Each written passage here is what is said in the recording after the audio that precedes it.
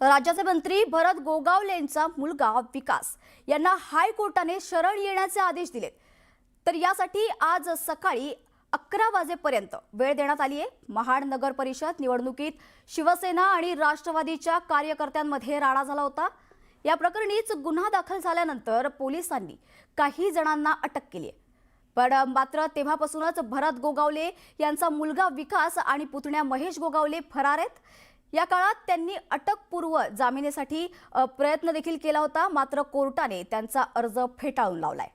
आजच्या सुनावणी दरम्यान कोर्टाने तपास अधिकाऱ्यांवर ताशेरे ओढलेत।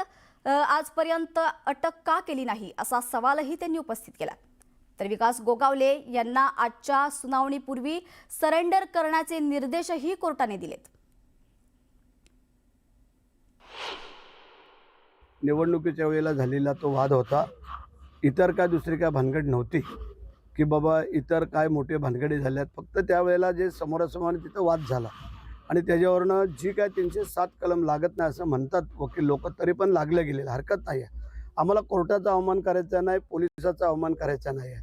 आम्हाला त्यांना जर एंटी सेफ्टी बेल नाही मिळाला तर आम्हाला हजर करायचं आहे। आता प्रत्येकजण आपापल्या परीने एंटी सेफ्टी बेलसाठी जातो आणि तो जात असताना तो काय गुन्हा आहे का? आणि तो जर गुन्हा जर नसेल आणि जर बेलच नाही झाला तर आज ना उद्या आम्हाला हजर करावं लागणार आहे। त्याबद्दल काय दुमत असण्याचं कारण नाही। ह्याच्यामध्ये कोर्टाचा अपमान किंवा पोलिसांचा अपमान ह्या करण्याचा आमचा हेतू नाही आहे।